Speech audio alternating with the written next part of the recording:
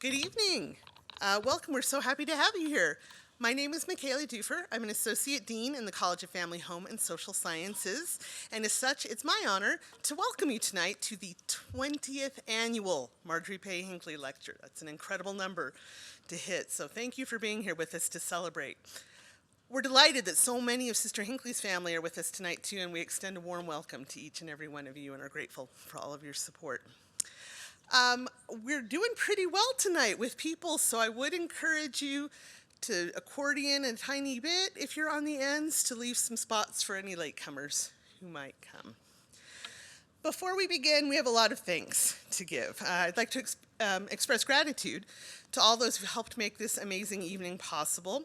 I want to recognize the Hinckley Chair Committee, including Jenny Soulier, who is the Hinckley family representative, who sadly is not here with us tonight, and Professors Gordon Lim, Aaron Holmes, Daniel Kay, and Melissa Newberry, who make up the rest of that committee. They serve as stewards for this incredible resource, that continues to bless so many students' lives. I also want to thank our amazing college staff who have pulled off this great evening for us. Much of tonight's event was organized by Sarah Rogers, her staff of students, and the Dean's Office staff. We also want to thank our Assistant Dean of Communications and Outreach, Jordan Karpowitz, for all of her work on getting the word out, and her wonderful staff as well.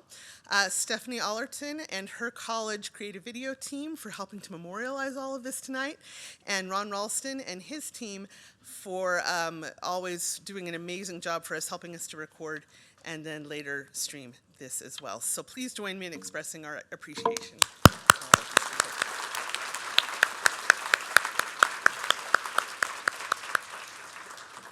We will now have an opening prayer from Alyssa Black, who's a social work student.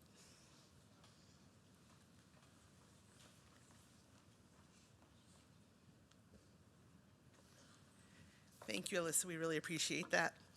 I'm not sure if everybody knows everything that the Marjorie P. Hinckley Endowment does. You know that it helps support this night and to bring out amazing speakers like the speaker we have tonight. But the endowment also supports students in internships and with travel funds to participate in academic conferences. The endowment funds faculty mentoring and research grants, and an annual social work conference that is widely attended and helps with continuing education efforts in our social work community as well. So we want to give an extra special thanks to all of the donors who are so generous in their support of this fund and who continue to make all of those efforts possible and bless students' lives. You might have noticed at the beginning that we said that this is the 20th annual lecture, which is an important milestone. I looked up earlier to see what gift you give on a 20th anniversary, and the answer was China. And I couldn't think of a joke for that, even let alone something to give you that's made out of China. But we do have a gift for everyone tonight. If you have come to the Hinckley lecture before, you have seen a video that introduces us to Sister Hinckley, to Marjorie P. Hinckley, to let you know the type of person she was and why she inspires so much of this generosity that supports us today. And so this year, as a special gift and to commemorate the 20th annual Marjorie P. Hinckley lecture, we have a new video to help us become familiar with Marjorie Hinckley and why it's an honor for us to have her name associated with this chair. Welcome to the premiere. First of all, I'm just absolutely overwhelmed with the number of people here. Don't you folks have anything to do? On April 29, 2003, the Brigham Young University College of Family, Home, and Social Sciences established an endowed chair in social work and the social sciences in the name of Marjorie P. Hinckley, wife of Gordon B. Hinckley, 15th President of the Church of Jesus Christ of Latter-day Saints. Her life was an extraordinary demonstration of the goals of the chair as she strengthened families, supported the development of children, and encouraged women at home and around the world. Her 5 children share some cherished memories of their mother. She was a woman of faith, though. She was just born with faith. Yeah. Didn't talk about it a lot. No.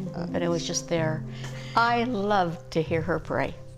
She went into this voice that was just kind of quiet and conversational when she would pray. I loved that. I think one thing too that I think of quite regularly is I've sent 2 of my grandchildren up to heaven to be with Mother and for Mother to take care of them, and I think that the faith that she instilled in me has gotten me through that rough thing, and I can just imagine what heaven's like as Mother is cuddling those 2 little babies in her arms. She just loved mothering, and I was the oldest, so I had watched her mother. And so when I got this baby, about 6 weeks into this, I called her one day. I said, "Mother, I have had it.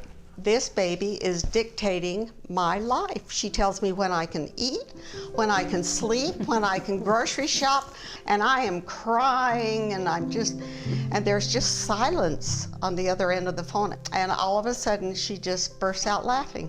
And she says, "Well, guess what, dear? It's too late." She was once asked what she had done to contribute to such a happy marriage. And without any hesitation, she said, "I lowered my expectations." Well, that was always her motto, you know. Expect the worst. If it doesn't happen, you'll be pleasantly surprised. And laughing is better than crying. She was very big on laughing better than more. She said crying gave her a headache. She was a great letter writer on these trips. Even in a postcard, she could convey a scene in a way that was just remarkable. She said, "It is a rough world out there. The road has not been paved all the way for any of us." I love that. "We have a small place in our hearts where we store our sorrows and disappointments. Let's be kind to one another and cheer each other on." That is quintessential That's what she lived. Mother. She did. She thought we were amazing. She thought we were really smart. And if somebody else didn't see it, she was very upset about that. She was our cheerleader. She was always on our team. She was a cheerleader for everybody else too, and Yes. particularly the underdog. Oh, you said it. She always rooted for the Dodgers. Dodgers. She was a big Dodgers fan because they always lost. My wife was having a challenge with one of our children and called Mother for some advice on, you know, how hard do I press him to do this thing that he's supposed to be doing. And Mother kind of heard her out and then said to my wife, "Save the relationship." When that chair was announced, Mother was very humble about it. She couldn't even believe that it happened to Marge Hinckley, really. But she was very touched, and it was a sweet thing in her life. I hope when they see her name on that, they will realize they're good enough. They're good enough. And no matter what configuration their family is, that they can make it better. I think that's what she would want. The gospel calls us to stretch ourselves, to embrace our talents, to concentrate on our strengths, to be productive, and to reach our full potential. Let us not waste our time in bitterness, saying, "Is this what I was born to do?" But rather, as Esther was asked, "Who knoweth whether thou art come to the kingdom for such a time as this?"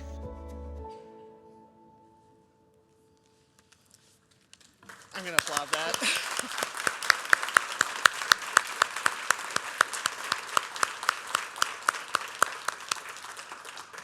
I don't know how I'm supposed to say anything after that. I get teary watching it. You can see why we love Sister Hinckley so much and why we're so honored to help perpetuate her legacy of love and concern for families, for children, and for women all across the world. A special thanks again to Jordan Karpowitz's team for getting that video together, and especially to Sister Hinckley's children for helping us update the video. We're very grateful. Really quickly, if you have empty seats or an empty seat next to you, could you wave your arms so our wonderful ushers could see and get some help from that? We want to make sure we get everyone seated before we get the talk going. Okay, people getting it? Excellent. And now to the big show. We are so excited. to have Dr. Roberto G. Gonzales here with us today, who will deliver tonight's lecture. He will be introduced tonight by one of our own. Jane Lopez is an assistant professor in the Sociology department and the author of the recent and acclaimed book, Unauthorized Love, Mixed Citizenship Couples Negotiating Intimacy, Immigration, and the State, that was recently published by Stanford Press. And so she's very familiar with Dr. Gonzales' work, a great advocate, and recommended that he come to speak to us tonight. So Dr. Lopez, if you would do the honors.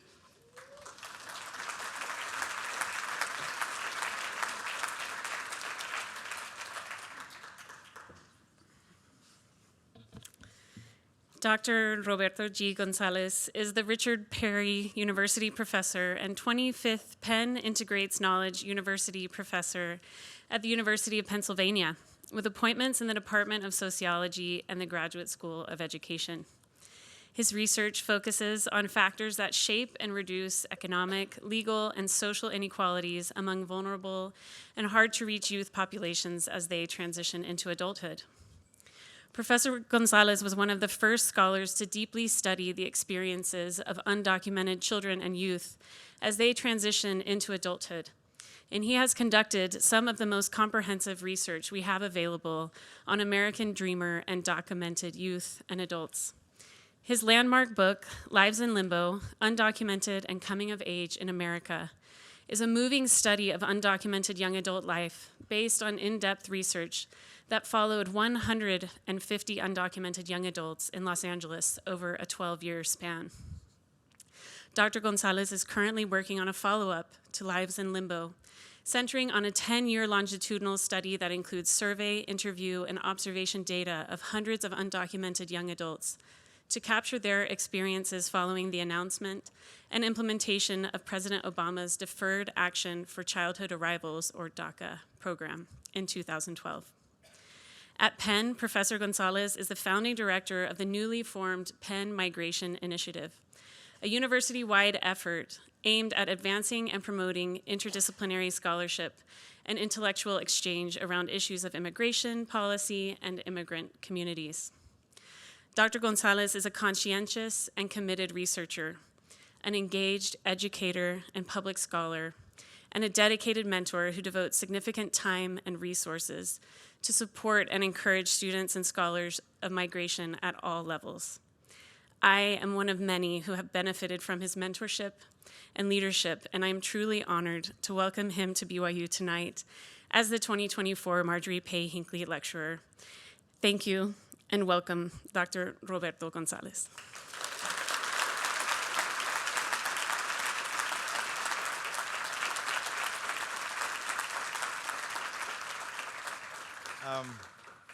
Thank you, Jane. That was very, very, very kind introduction. Thanks to Jane. Thanks, Michaela. Thank you to the Hinckley family. Thank you to the Dean's office, Sarah Rogers, and Ron and his tech team. Thank you all for coming tonight.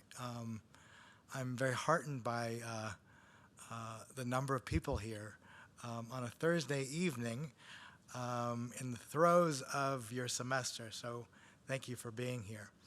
What about this clicker here?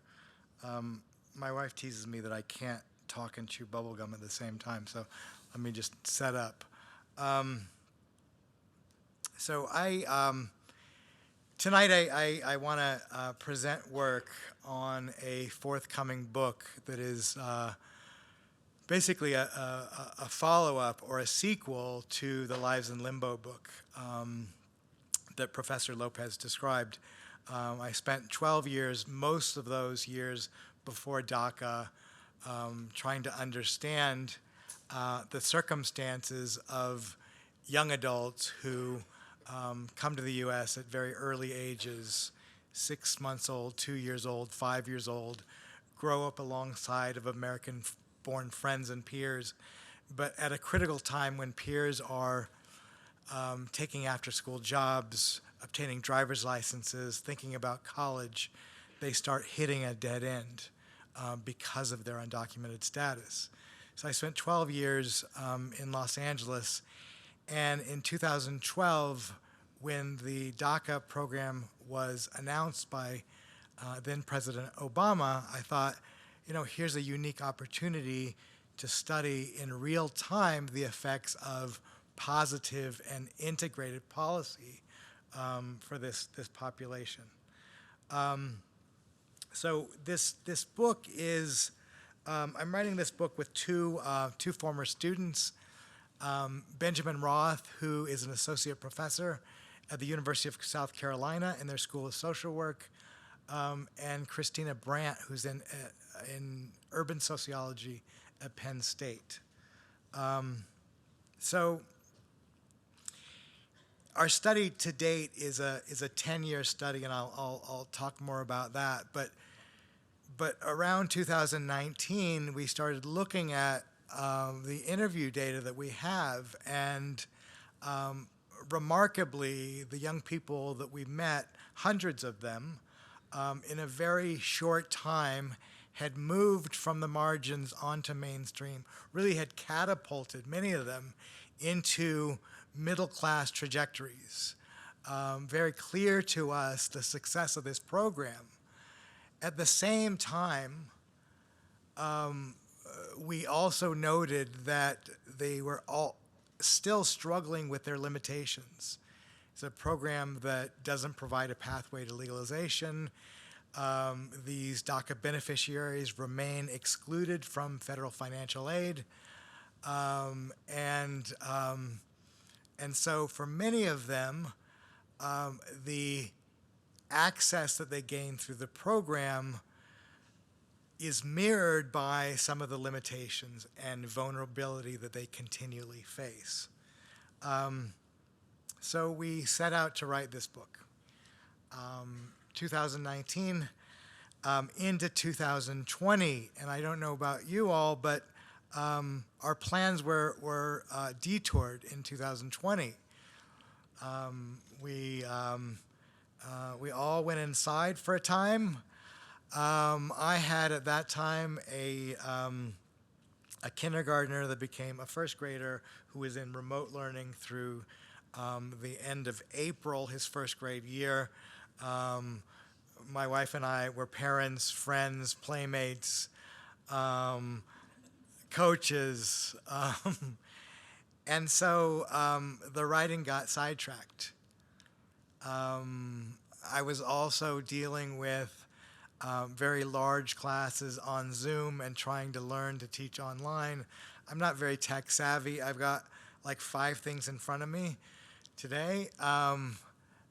But it was a struggle. It was a real struggle. And so like many of you all, and many of you in the audience were probably finishing high school online and dealing with all that difficulty. And so I'm not trying to complain too much. Just share my slice of this story, this bigger story. For many years, I had been instructing my students. I teach a qualitative methods class, and I've been instructing my grad students to read, and to read literature. I believe really strongly that oftentimes in graduate school, and for any of you aspiring grad students, that oftentimes grad school narrows us too much, and our writing becomes stale. So I've been encouraging people to read literature. So this was an opportunity in the throes of COVID and the lockdown to walk the walk. And so I set out a reading goal to read 50 books in 2021. I thought maybe I might find inspiration somewhere. I ended up reading 101 books that year. I just finished another challenge last year. I read 102. And so I'm on a reading tear. And so the book reading really set me in a place that was very different from my usual writing space. But at around book number 34, I read Richard Wright's *The Man Who Lived Underground*, and this is a remake of a work that was published as a short story. Long story short, the book is about a man, Fred Daniels, who is basically married. He's expecting a child. He is falsely accused of a crime nearby where he's working. In his plea to the police, he says, "Can I please, if I'm going to jail, can I please go see my wife and my newborn child in the hospital?" Goes to see his wife, escapes the hospital, runs and runs and runs and runs, and finds himself underground. He spends several days underground in the darkness of the underground, of his new underground reality, and he starts contrasting his underground experience with his above ground experience. And he has this it's a kind of cathartic experience of liberation in his own thoughts underground. And so I came upon this line, his life snapped into two. And that put into very clear focus what we were trying to convey with the experience, what we were hearing from these DACA beneficiaries who were experiencing rapid mobility at the same time also vulnerability. Moving from the humanities to the social sciences, where I'm arguably more comfortable, scholars like me, social scientists for decades have struggled to understand the processes by which newcomers adapt and experience life in host countries. There's a large and vast canon on American assimilation that projected that immigrant newcomers over the course of 2-3 generations would come to shed their ethnic identity, and that their incorporation trajectories would be linear, right? We look historically. Milton Gordon had a several stage process of assimilation that is really a stepwise progression. Years later, Herbert Gans argued that yes, immigrants are still assimilating, but maybe they're taking, maybe because of other factors, contextual factors that for some groups get in their way, make this a bumpy course. And then Portes and Rumbaut came up with this idea of segmented assimilation, that some immigrants are achieving upward mobility, some are retaining their ethnic heritage while also assimilating, and then some other groups are experiencing downward trajectories. Even in this conceptualization, assimilation is basically a straight line, either up, steeply up, more moderately up, or downward. But if we think about the historical record complicates these very kind of neat formulations of assimilation, challenging this assumption of shedding previous traits for many groups in this country who have acculturated very centrally over the last decades, but have not experienced this kind of assimilation, and that certain structures in our society have thwarted groups' attempts to assimilate. Right? 3 kind of classic examples. W.E. Du Bois wrote about African Americans' double consciousness, the experience of Mexican laborers in this country, economically centrally incorporated, yet culturally excluded. And then Mia Chuan, sociologist, wrote about Asian Americans, this experience of being forever foreigners and honorary whites. So we begin to complicate what many sociologists and other social scientists have put into kind of neat formulations about assimilation theory. Today, perhaps more than ever before, questions of assimilation or incorporation are being shaped very centrally by immigration policy.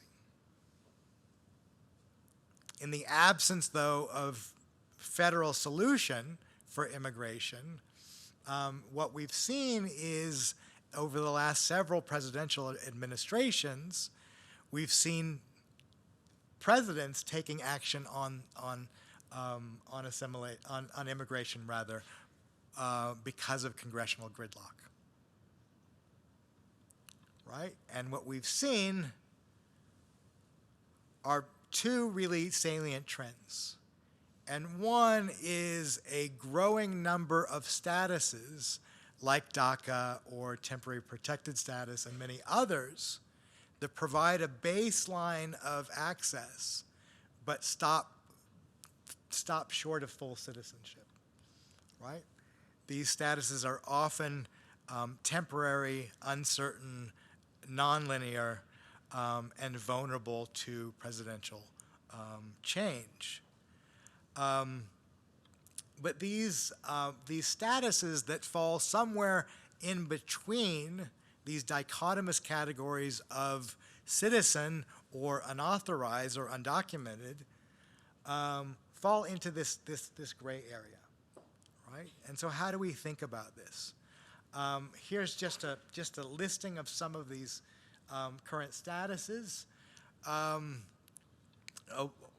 President Obama relied heavily through DACA, through TPS. We see some pullback under the Trump administration, other kinds of administrative actions on immigration. And you see under the Biden administration, we see an expansion of these categories, these temporary and partial statuses. Today, close to 2.5 million people in the United States hold one of these liminally legal statuses. The second, which has become our de facto immigration policy, is a policy of heavy immigration enforcement, right? And that is moved over the last 2 to 3 decades, moving enforcement from the U.S.-Mexico border onto the interior, right? And that's been done, it's been streamlined through cooperation between federal immigration agents and local law enforcements. So more so than not, immigration actions are happening as a result of traffic stops. Right? So you see these two trends, right? And so what does it mean, right? And this is the kind of big question for us. What does it mean to hold a kind of temporary status? What does it mean to be liminally legal in the context of heavy immigration enforcement? Right? So this is our study, 10-year study. We launched a national survey in 2013. We surveyed about 2,700 DACA-eligible young adults. And then we've done face-to-face interviews in Arizona, California, Georgia, New York, Illinois, and South Carolina. And we've done, we started in 2015. We've done waves in 2016, 2019, and we're carrying out our last wave. We started in November 2023, and we're hoping to go through about April.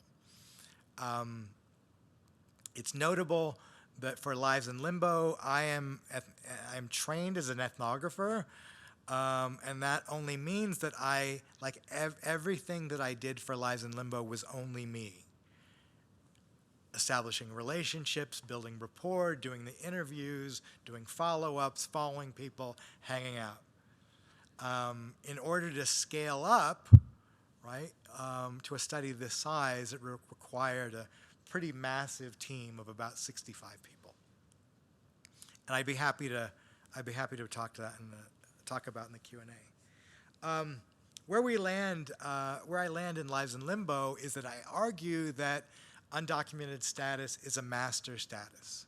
So this is an old sociological term. Master status refers to a particular trait or identity that overwhelms or dominates all the others. We typically think of gender and race, for example, as master statuses. Right? Here I'm arguing that one's immigration status has a real defining feature over other aspects of people's lives.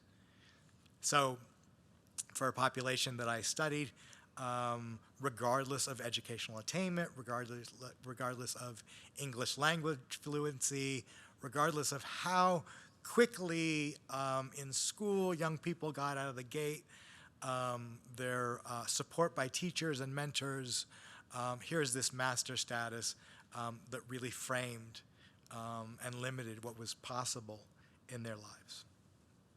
And so to move from this kind of master status of being undocumented to going to documented, right, this represented a moving up, right? As such, DACA removed legal obstacles for young adult beneficiaries, provided an avenue for them of legal inclusion, a means of accessing and inserting membership in their communities, on their university campuses, in their places of work, and it gave them more choice and a greater degree of freedom in carving out and charting lives and careers. And so let me share some of our findings. So in the very short term, as I said before, very pronounced and rapid mobility is that within months, the young people that we surveyed were accessing new jobs, they were increasing their earnings, they had started to build credit, opening up bank accounts, applying for credit cards, they were obtaining driver's licenses, new forms of health care.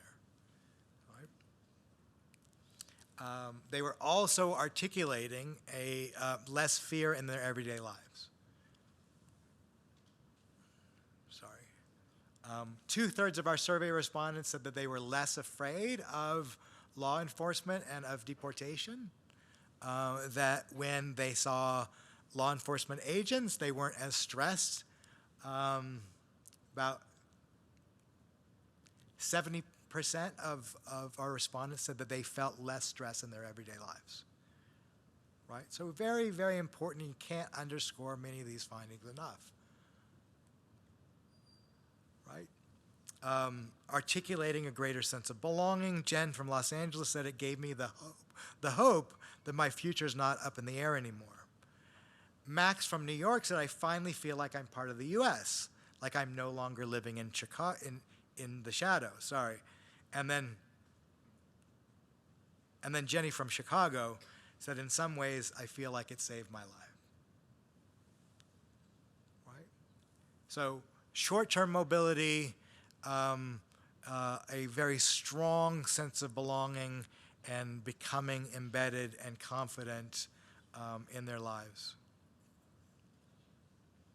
And we've been doing this for several years, and so 11 years into this program, we've been able to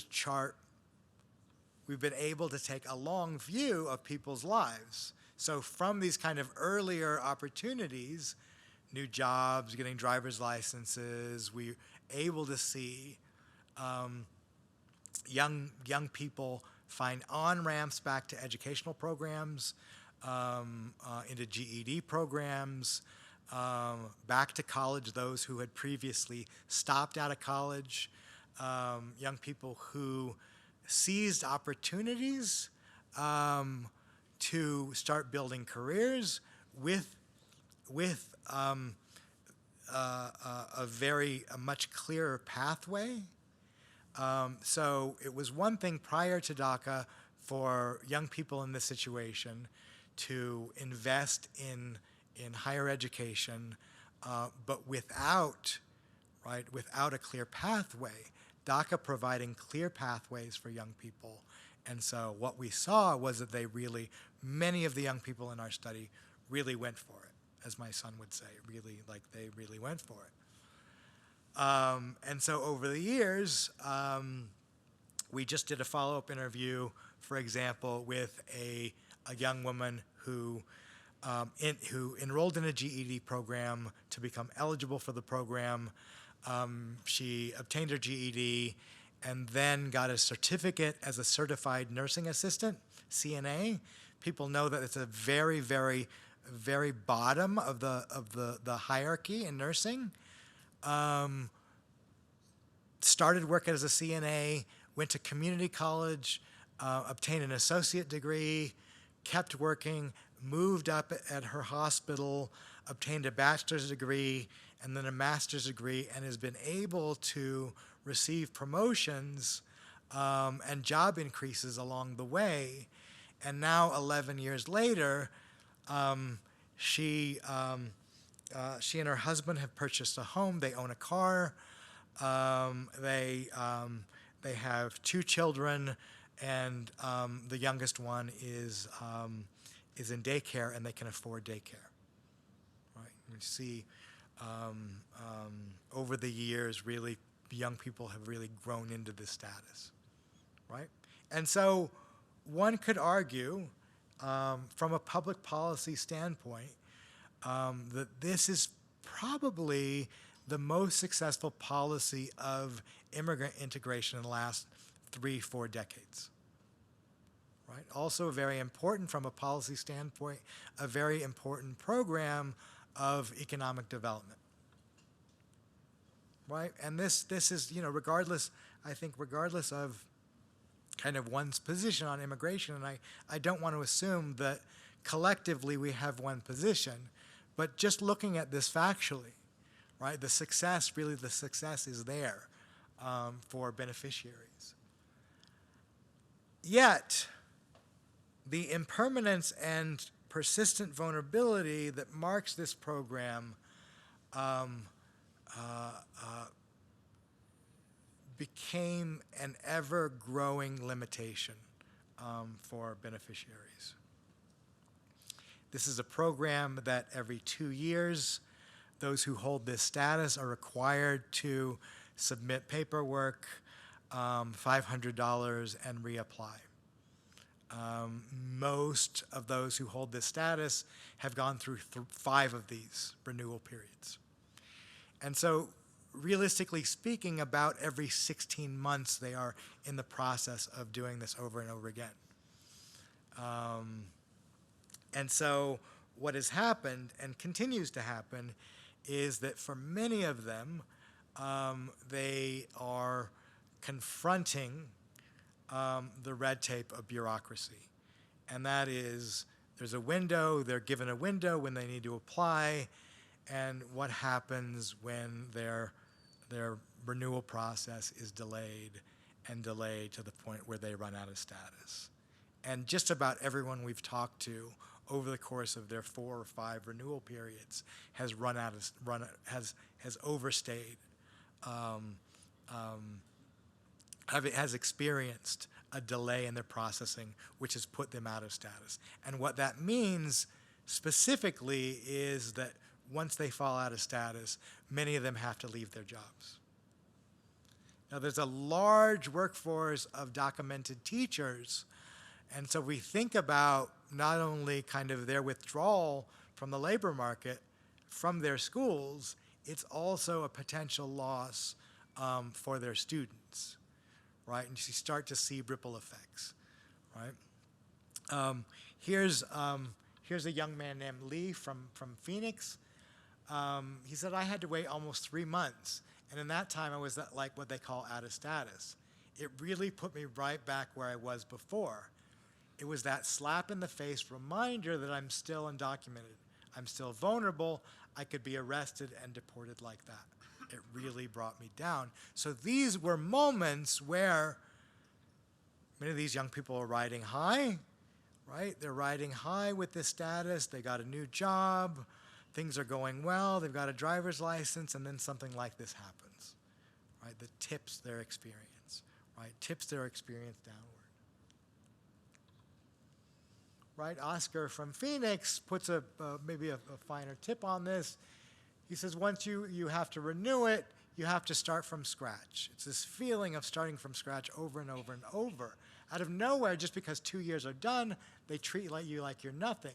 You've got to go through the process all over again.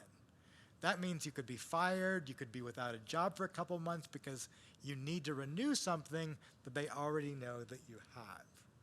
So what does it mean to plan your life, to plan your future in 16-month, 2-year increments? Right? What many DACA holders have discovered over the years, that there are other kinds of limitations, and there are all of these glass ceilings that people have discovered over the years. Many of the older DACA beneficiaries, in Lives in Limbo, I write about a young woman that I call Esperanza. Esperanza obtained DACA when she was 30 when she first obtained DACA. She had loads of job experience, but a very thin resume. And at 30 years old, she didn't feel like she was competitive for jobs with many of you all who have had internships at the requisite time, who are able to kind of start building careers at a really young age. She felt that people looked at her like she was too old. This is there are provisions to travel outside of the country, but those are uncertain. Those require an application. They require money, and they require really to be for those who seek out what's called advanced parole to be kind of connected to resources. Taking a job that has a regular requirement of out-of-country travel is very difficult. And then there are all of these barriers to occupational licenses. If we look at projected job growth in the United States, most job growth is in sectors. We look at a physician's assistant, X-ray technician. These are jobs that require licenses, so 6-month licenses, a year, 2 years. Well, for DACA beneficiaries, the problem is that they are a category of non-citizen that's excluded from occupational licenses. There are about 90 occupations across the United States that require licensing. And then from state to state, there are additional ones that vary. And then finally, DACA beneficiaries are excluded from federal jobs, right? And so we've met many young people who are in certificate programs only to find out later, after they've completed programs, that they cannot pursue those jobs. We've met many people who, a young woman, for example, who had an internship with the Smithsonian, but then could not Smithsonian, National Institute of Health. It was NIH internship. But then she was offered a job. Great continuity. You get you land a great internship, then you're hired. But she could not accept the job because she couldn't be paid. She couldn't take a government job. Right. And then finally, as many have learned recently, this is a status that part of the importance of this status for young people is this deportation relief that they're given, right? But this doesn't guarantee that if they are picked up for a speeding ticket, improper lane change, even worse, something like a DUI, et cetera, this does not keep them immune from prosecution and even deportation, losing their status and becoming deported. And so here's so what we've seen as the number of incidents of DACA beneficiaries being put into deportation proceedings and being expelled from the United States, there's been a growing kind of uneasiness and fear. And here's a young man named Eddie from Phoenix, and he's describing this kind of anxiety and fear that he has. He said, you know, I try not to think about it. When it does happen, like saying I'm driving fine. Driving the speed limit, hands on the wheel, 10 and 2. Then I see a cop behind me. I think, was I speeding? Was I going 5 above the speed limit? Did I turn? When I turned, did I use the signal right? Is he looking at me? Is he looking at my skin? I think, am I going to get deported if I get stopped? Am I going to go to jail and then get deported? Am I going to get deported where I live or used to live, or are they going to send me far away? They're going to be like, oh, he lives over here. Let's send him over there. If he does stop me, is he going to take my car away? Where's it going to go? My mom, how are they going to get help? All of that goes through my head. It affects me mentally, physically, and emotionally. Every time I read that quote, that stresses me out. And that's a lot for a young person of Eddie's age. I think that when we interviewed Eddie, Eddie was about 21 years old. So these kind of thoughts, multiple times over the course of a day, multiplied by a week, by a month, it's a lot. It's a lot for young people to be thinking about. And so we've conceptualized this experience akin to a seesaw. Right, as I said earlier, on a day-to-day basis, these young people may be riding high, a new job, driver's license, new opportunities, but then be denied at the bank for a bank loan because the bank doesn't recognize the status. Going out with friends for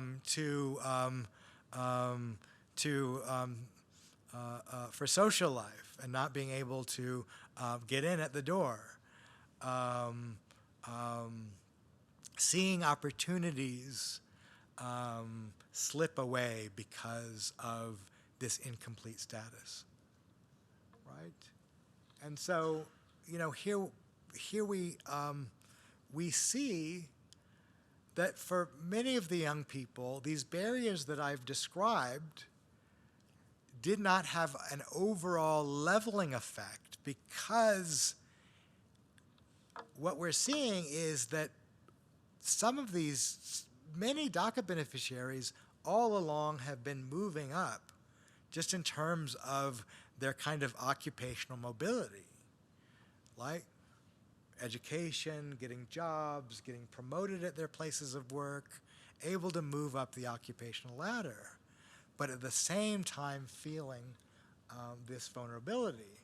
And so Monica puts it into like very crystal clear terms. She said, my situation is like a roller coaster. I'm doing great and I achieve all of these things and people are proud of me. But then I get hit by a curveball. Oh, you can't get paid because you're undocumented at this awesome internship. I just go downhill. Then you're fired because of your work permit. I think she's saying expiring. And you just go downhill.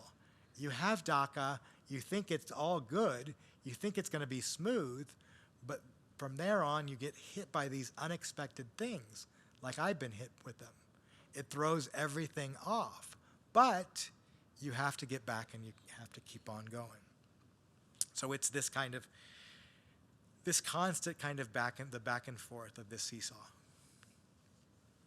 Right, and this is us trying to represent in graphic form, right, what this looks like, right, and this is what I've been talking about, kind of these rises and then these falls, and rises and falls, and these ups and downs occur and vary by time and space and place, and can happen multiple times during a day. Also with respect to questions of belonging and perceived belonging, right? Receiving DACA, ID questioned at a GRE testing site, for example.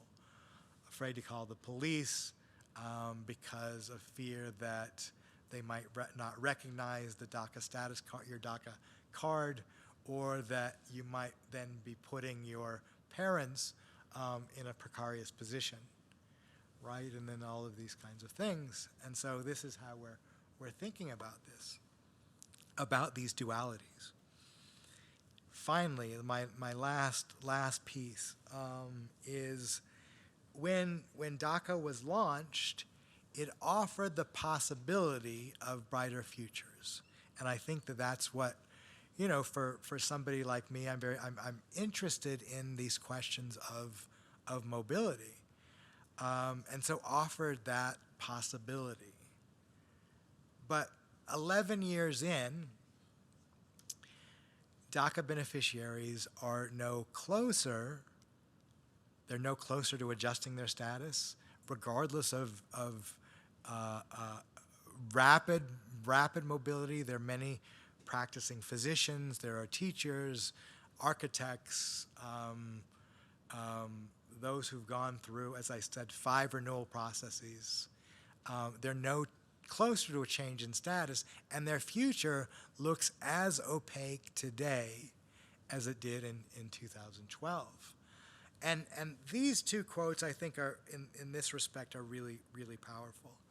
And so Carlos from Phoenix says, my future is stressing me out because of who I am and what I don't have, which he's saying is citizenship.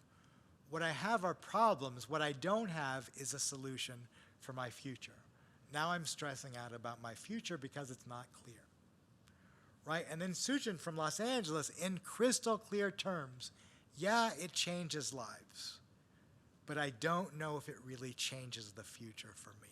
And I think that this is the tension that a lot of young people with this status are wrestling with, right? What does it mean to have a status that in many respects has catapulted them, right, into lives with greater flexibility, the ability, they've pursued professions, as I've mentioned, but with the looming question about the future continuing.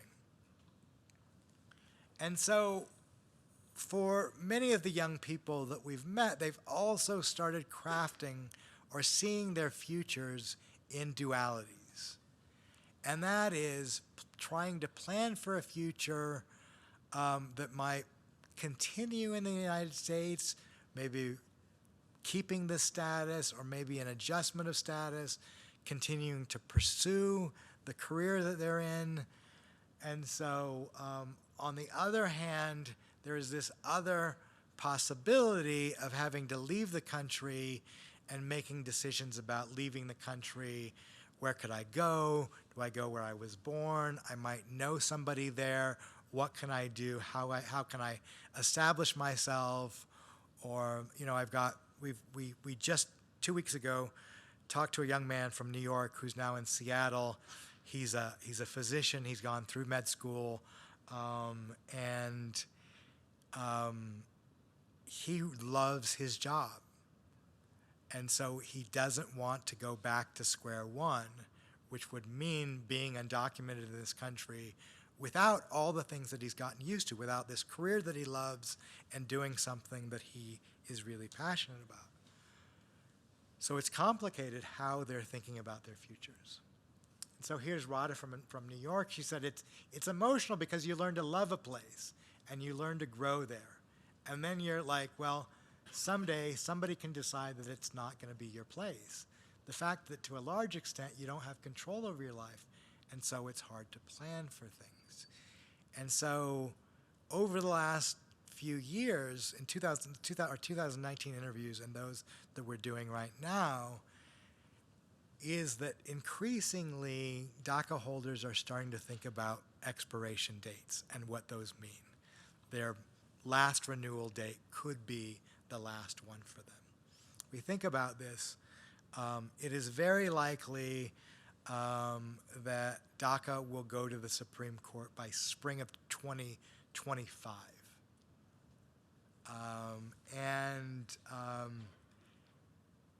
It's unclear what a Supreme Court decision might be, and it's in the realm of possibility that this program could end in 2025.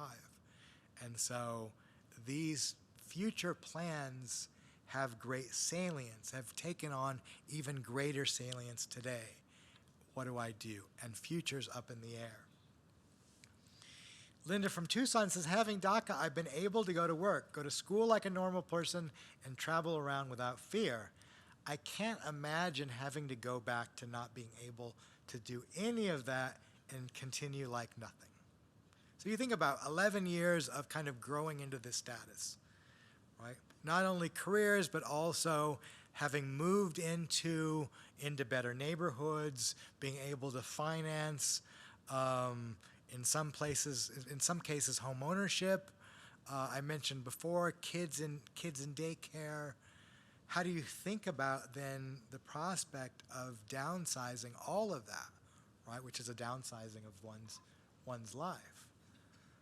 So finally, this idea of these dual futures. Mariana is from Georgia.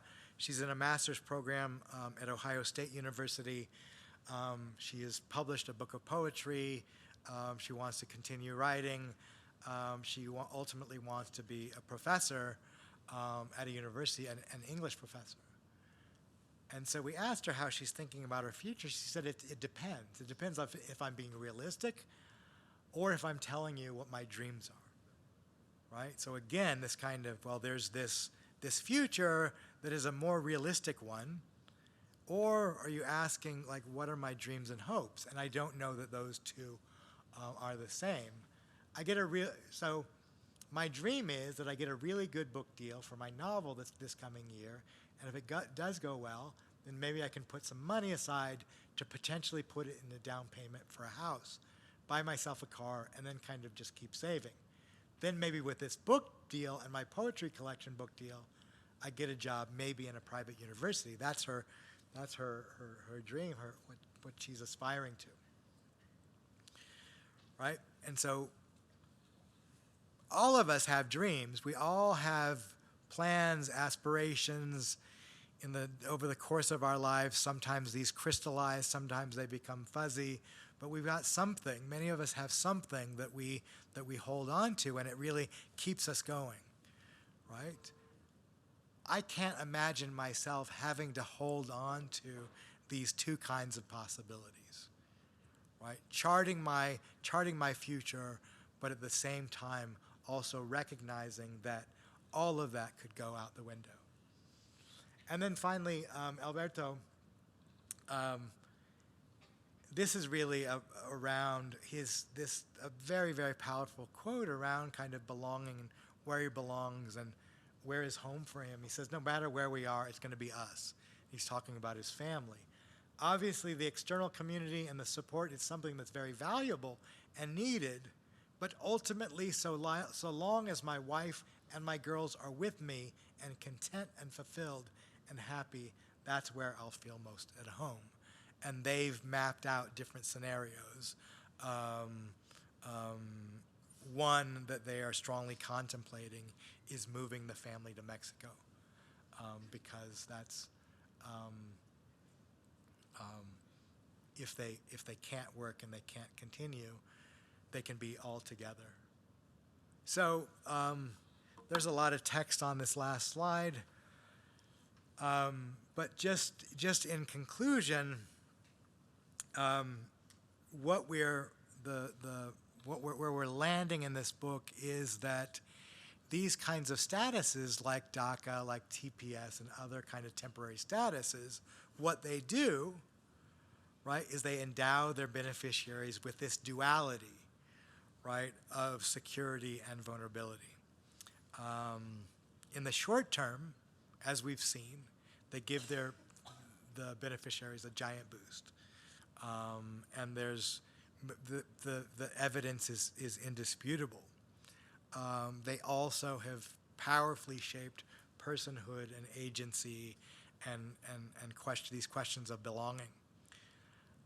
But their temporary and partial nature leaves many issues unaddressed, especially our future, and has created new dilemmas. And certain dynamics, especially in the context of heavy immigration enforcement, produce this uneasy duality. So just as they occupy what is a legally ambiguous position, their access to the polity because of their vulnerability, is often shaded and at times threatened. And so while these statuses offer some protection against vulnerability, structural constraints often render that boundary porous and thin. My wife teases me that I talk slow. I've got a very slow delivery, and that I talk a lot, so I really appreciate your patience. Hopefully we have time for Q&A. Thank you very much.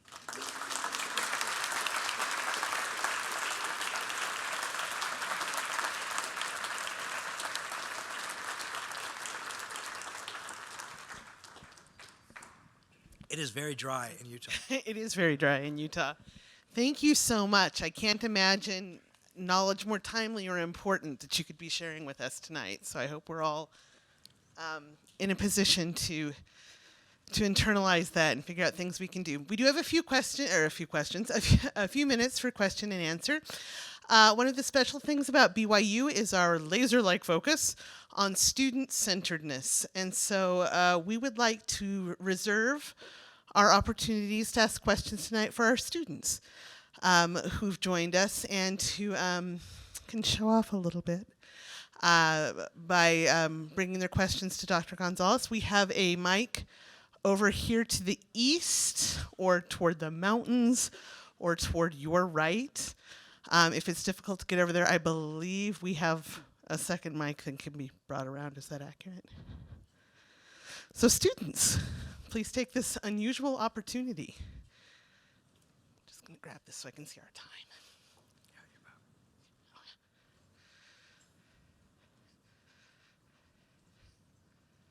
And why don't we have you say your name, your major, where you're from?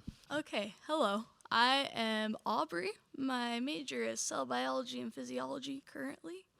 And I was born in Lincoln, Nebraska. But you didn't care about that. I did, that's why I asked. I was wondering, is there any legislation in process that provides any extra layer of security, like for those that have been holding jobs, or those who have attained a certain level of education, or just any security measures, period? Yeah, it's a great question. You said Audrey? Aubrey. Aubrey, I'm sorry. You're good. My mom's family's from Nebraska. Very cool. See, it matters. Hastings, Grand Island, Nebraska. Very cool. It's a good place. It's a great question, and presently there is no. So you think about, there's 11 years of evidence, 11 years of this policy, and immigration will be a central issue in 2024. It's already front and center for both Democrats and Republicans, and where we are with legislation is that really right now around paying attention to the U.S.-Mexico border. Again, 11 years. There is presently no policy to extend citizenship or any kind of pathway to legalization for those who possess this status. Okay. Thanks for your question. Yeah, thank you. That sucks. Accurate.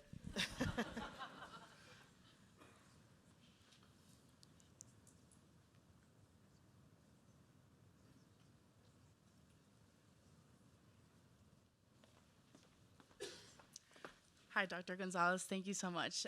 My name is Sarai Romo. I'm a sociology major, and I'm from Riverside, California. And I was just wondering, why did you become interested in this topic and this area of study? Because I know immigration's a very, they say, broad topic, but specifically why DACA recipients, and why do you care so much? I think it's just, thank you. I'm curious. Thank you. It's a space that I've been in since about 1992, so between college and graduate school, I lived in Chicago. In college, I did an urban studies program in Chicago. I really I took an internship. I really liked the community where I was working in an after-school program, and they offered me a job. I had a choice between going to Roosevelt High School in East Los Angeles or going back to Chicago. I ended up moving to Chicago. I moved into this neighborhood where I lived and worked for 10 years. And living and working alongside of kids and families gave me a worm's eye view of the ways in which kind of larger issues like immigration or schooling were playing out in people's everyday lives. So this is early mid 1990s, before a DREAM Act, before any kind of legislation for this group of young people. But right in front of my eyes, many of the kids in our youth programs were confronting some of these issues that I've described, that I describe more in the book Lives in Limbo. Coming of age at a time and in a space where their friends were experiencing kind of more independence in their lives, and they were hitting walls, and many of them understanding about their status for the first time. And so having those experiences, and at the time, there was really kind of no knowledge base to inform best practices. So teachers, counselors, social workers, healthcare professionals were really at a disadvantage in trying to address kind of the unique circumstances for this particular demographic. And so when I got to grad school in Irvine, California, I started meeting other young people with very similar stories, and I thought, this is an area really that's wide open. There's no scholarship in this area, and I really wanted to understand it better, and I wanted to know more. Thank you.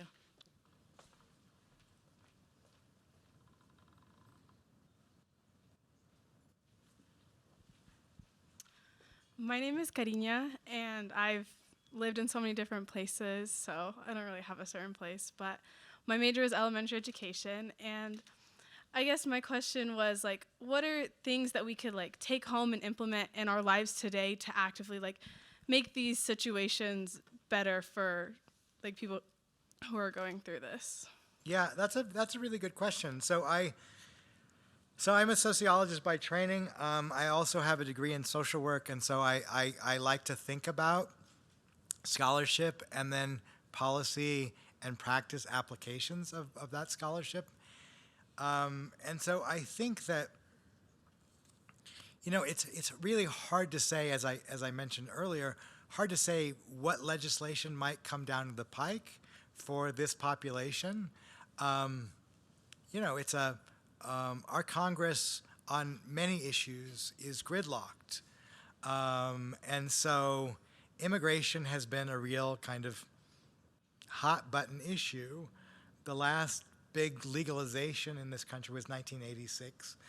The DREAM Act that I mentioned earlier was first introduced in 2001, so that's 23 years now.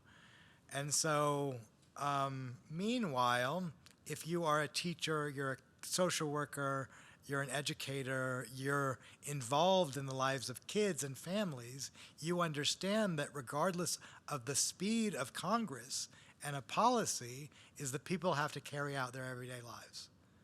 And so how do you think about that? How do you think about local experiences? How do you think about empowering professionals like you, or aspiring professionals, right, to be able to try to meet the needs, whether those are more tangible needs, access to social services, access to safe and reliable transportation, or if they're kind of intangible things like providing spaces of belonging for kids, that in this very, very toxic environment, and toxic from a whole range of sides, and I'm not picking on anybody, any one side, their myriad side, but in a very toxic environment, how to carve out spaces of belonging for kids and families, I think, is really important. I think it's always important to think about kind of federal solutions. I think most Americans will agree we have different ideas, of course, on how to fix it, but most Americans will agree that our immigration system is broken. Short of that, how do we think about local solutions and really kind of empowering local actors to be able to be better champions for kids and families? Thank you. Yeah, thank you. You're all so polite. Is this a little line for questions back here? Yep. We'll take 2 more questions, 'cause I think Felipe has a question too. Oh, I'm sorry. Oh, excellent. So sorry, I forgot about the live mic. So let's take this question. I was going to get a kink in my neck looking this way. These 2 over here, and then we'll wrap it up.